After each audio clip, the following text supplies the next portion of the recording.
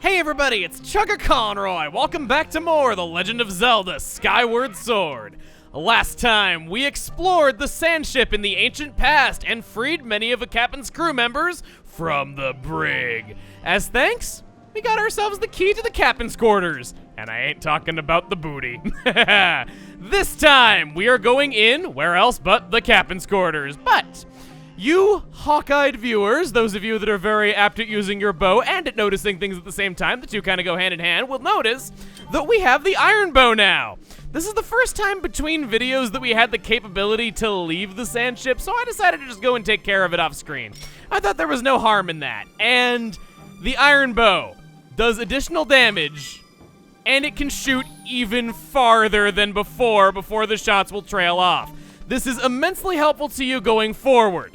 And that's not all. My tip of going up to the sky and doing that right now is even more helpful than you might realize at first glance, because you've gained the ability whenever you talk to the captain to just fast travel back to the sand ship from any of the bird statues that his ship is docked at. It's very convenient, doesn't take up a lot of time at all. Technically, Rupin will have new items for you that benefit you in having a bow, but I didn't get any of those. I didn't think it was overly necessary.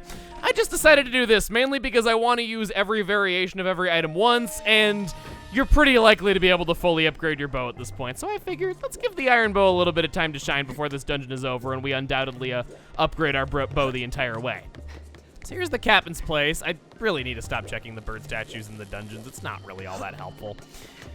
Now, I need to return things to the past. Present. Now that the power is no longer running, we can get 40 rupees right off the bat and progress with our journey. See, some things are better in the present time than they were in the times that you were nostalgic for. This is a bit of a weird analogy for that, considering everything's dead, but you know what I mean. It's aversive. You know, it's not all without its... Oh, okay, I'm just being weird at this point. Once we're inside, now we can return it to the past. What is going on with my camera? Go back. What? Okay, what am I inside of? It's like, there's like a square of maroon that's inside my face. Oh, it's the bow. So I'm able to see the wood of the bow right like that. You can die. Oh, you took advantage of my stun animation after attacking. You're pretty brilliant. I gave you a compliment. Can I shoot you with it? Yes, I think. Oh, I hit him once already. Okay, so that wasn't really a good control experiment. I'm wondering if I can actually kill Technoblins without charging now because of the increased power boost. That would be nice to know. Well, we'll shoot that. And open the way. Open the gate, if you will. I had to be standing on that button in order to do that, and...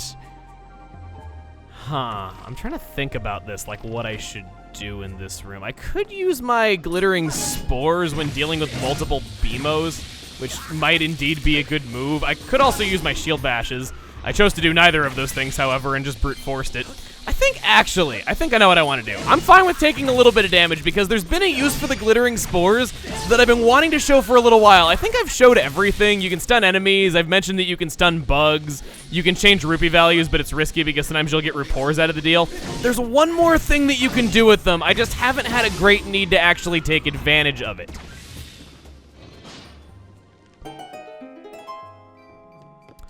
You know what? Let's try our luck with the rupee, actually. I got 3 of these things.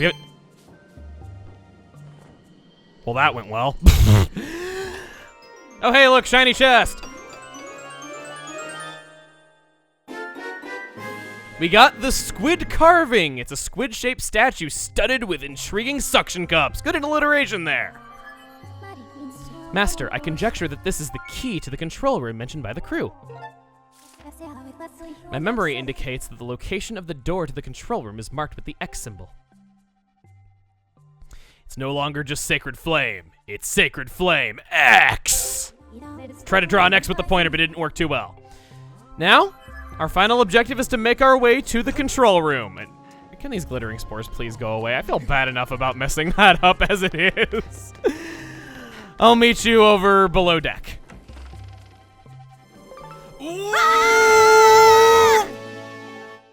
I guess I have to splice this in now. Chance to redeem myself. What are you gonna give me? Nice. While I could have taken the stool, I thought this would be more fun. I'm missing exactly 6 hearts. If you sprinkle the glittering spores on a... Come on! It would have turned into a fairy! And that was the last of our... I was gonna be so cool, and I was going to use up the last of my spores on a heart, and I was gonna get a fairy, and I was gonna put it in the new empty bottle that I had in its place, and it was gonna be super awesome, and... I think I just need to learn to accept that I'm not that awesome. Well, just as well, there is a stool below deck, right where we have to go anyway, and then it hits you that these stools were strategically placed near, things that might be challenging, so it makes sense why they were overloading us on health so much in the early parts.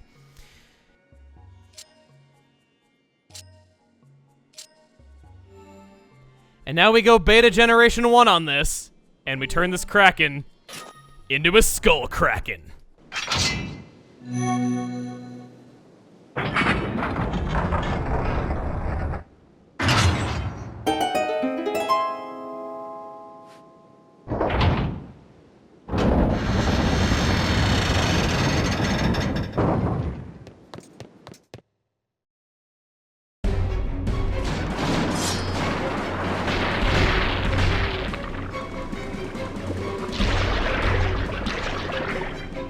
Never have I seen such an abrupt transition in my life. Suddenly it is stormy out. Then again, this was kind of foreshadowed with the lighting with when we came in here.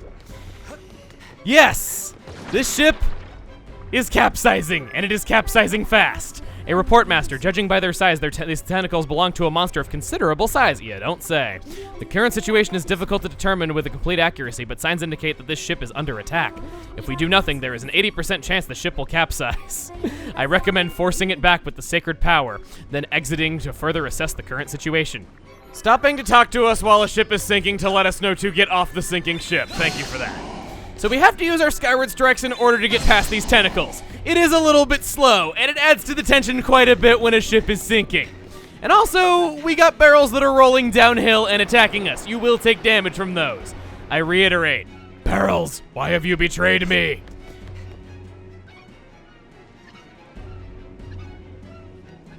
And if you have good timing, I said if you have good timing, I just need to spam it because it's the only way that I'm gonna get it. You can indeed destroy these barrels. It looks pretty cool, but I think you're better off just running past them because, hey, the ship is sinking and sometimes there's more important things than looking cool. I didn't know that could happen. I have never gotten hit by one of those things ever. I mean, it's kind of cool that I'm getting to learn so many little new details, though, but there's kind of a time and place for learning little new details, and when a ship is sinking and you're about to die Oh, come on! I have to admit, that was pretty brilliant. I was thinking like, oh, hey, because I failed on that tentacle, that's pretty nice of them to just remove it so that I have an easier way this time. Nope. That was pretty classy. That was a good bait and switch. It lured me in like a sucker. Like, I gotta give points for that. It was actually pretty cool. Our health has taken a considerable hit, and unfortunately for us, that stool is no more. It has been destroyed. Warning, Master. I sense an evil presence on the other side of this door. There is a 90% chance it is the primary body mass of the creature whose tentacles are destroying this ship. I suggest making all necessary preparations before exiting to the outside of the ship. You know, all the preparations that we can't do because the stool is gone. Let's just go for it!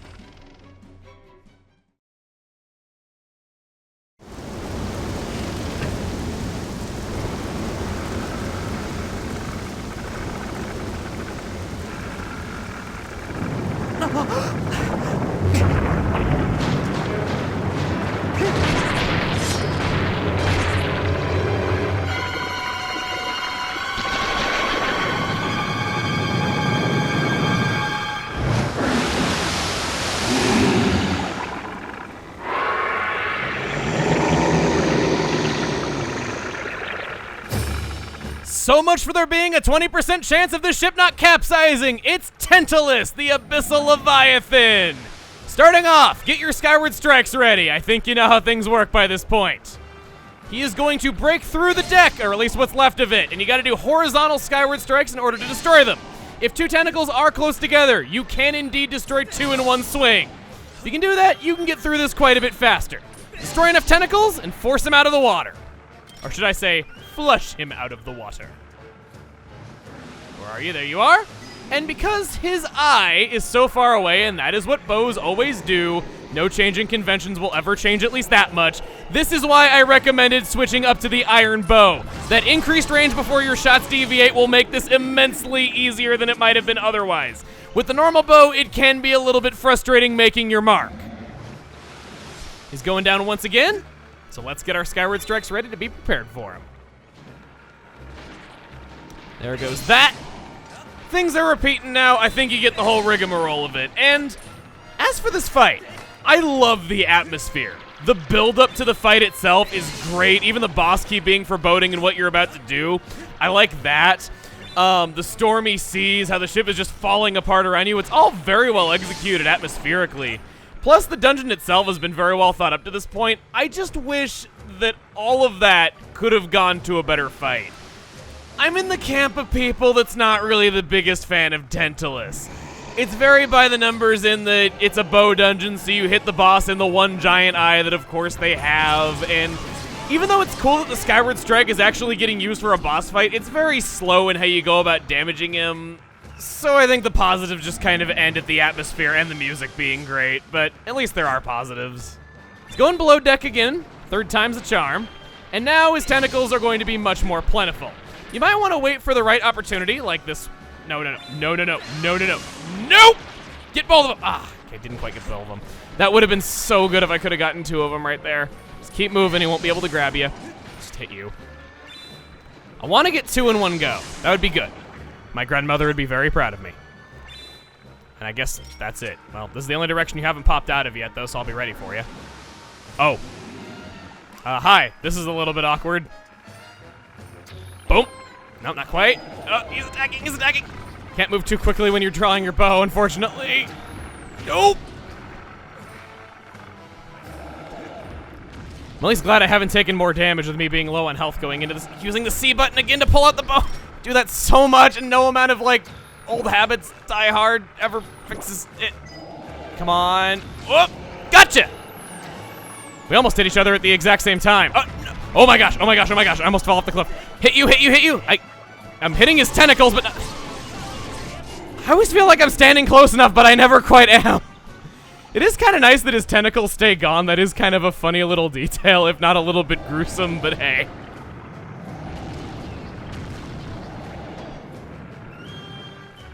But it's not over. That was just merely phase one. And once again, Barrels, why do you betray me so much in these moments?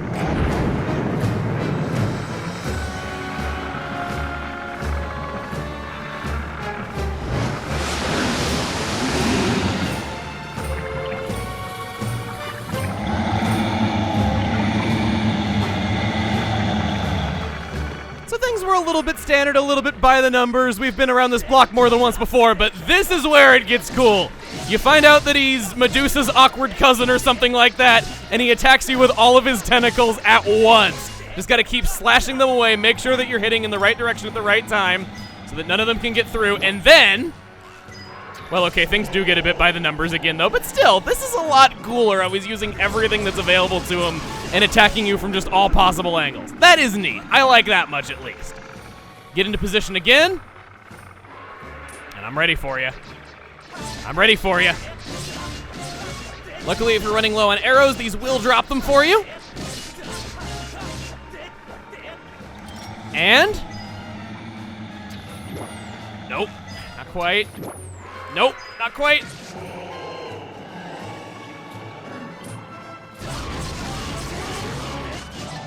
And that's that.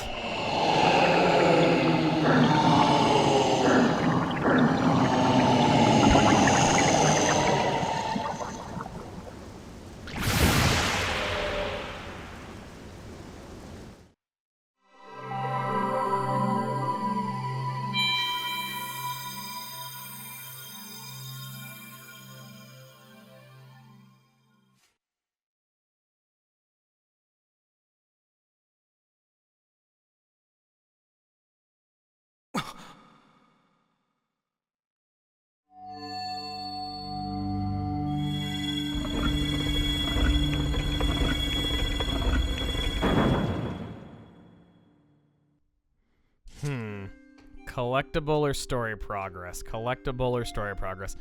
It took me like 6 episodes to get down to the surface for the first time. You already knew the answer. It's a new heart container. That's 17.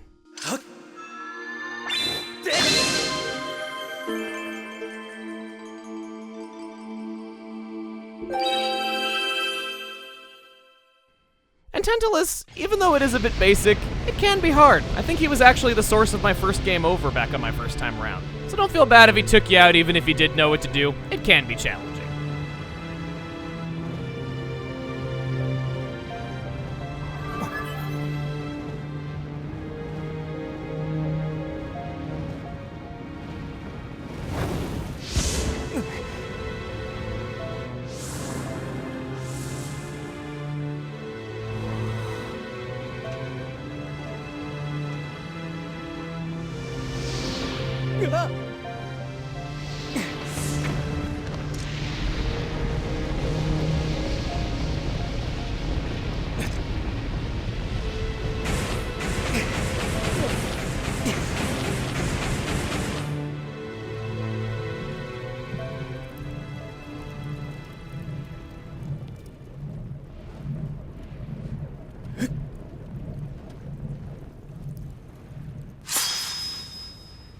The flames of Nehru have transformed your blade, expanding Phi's powers.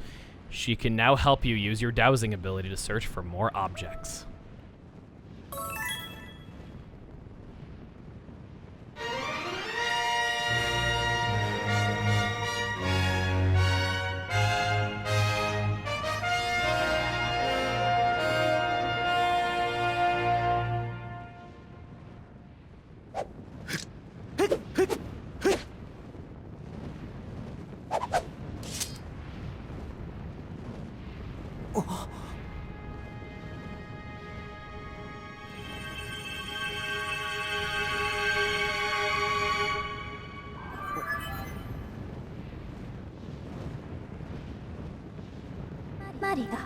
With your sword enhanced, you can learn a new melody. I recommend we return to the Isle of Songs.